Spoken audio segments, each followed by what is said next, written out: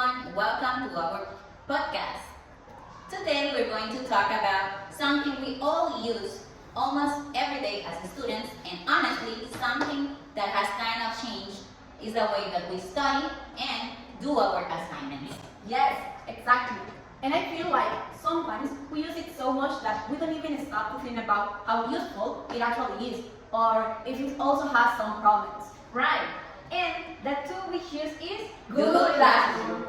So we're going to explain how it works, talk about its main features, and also give our opinion about it. And well, also look at things like its design, if it's easy to use, and if it's really practical for both Yeah. teachers and students. So we are going to be honest about it. So let's start.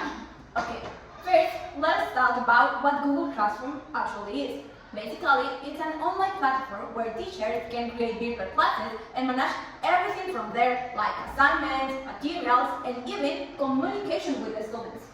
Yes, and what I think is really helpful is that teachers can upload documents, give instructions, and organize everything in one place.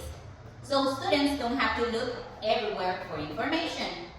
Exactly. And from students can join class, check their assignment, and submit it directly on the platform. And something important is that it works with other tools like Google Docs or Google Forms. So, for example, teachers can create quizzes and activities and students can answer them online.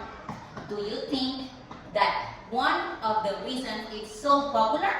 Yeah, definitely. Because it makes everything more organized and faster compared to traditional methods. Okay, but now let's talk about something important. Do you think Google Classroom is actually effective for learning?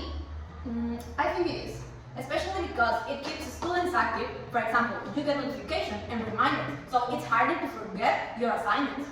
That's true, and it's also very accessible because you can use it on your phone, on your computer, and you are not limited to just one device.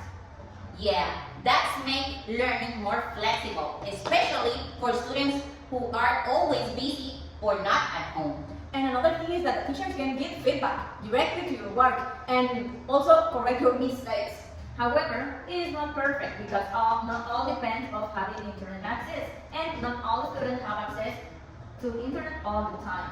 Okay, now let's talk about the design of the platform because I think that also affects how easy it is to use.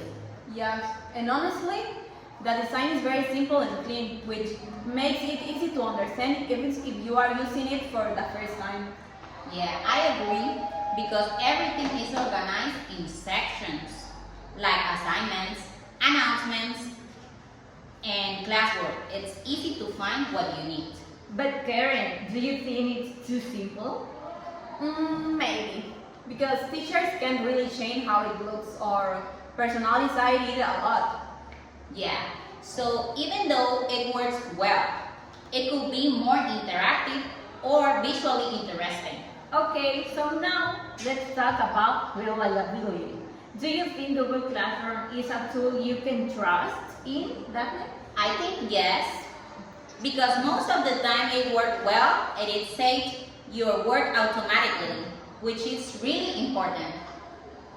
Yeah, that's honestly one of the best things because you don't lose your assignments easily. And in terms of practicality, it is very useful for teachers because they can manage everything in one place instead of using different tools. It also reduces the use of the paper, which is too good for our environment and also more inconvenient. But again, depends everything on the internet access and it can be a limitation that.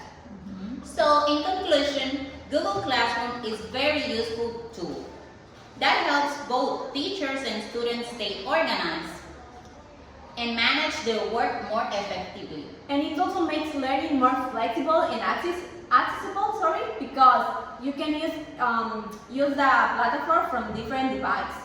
However, it does have some limitations. For example, the limit of internet to access it. But overall, we think it's good and practical tool for education. So, Thanks for listening. Thanks.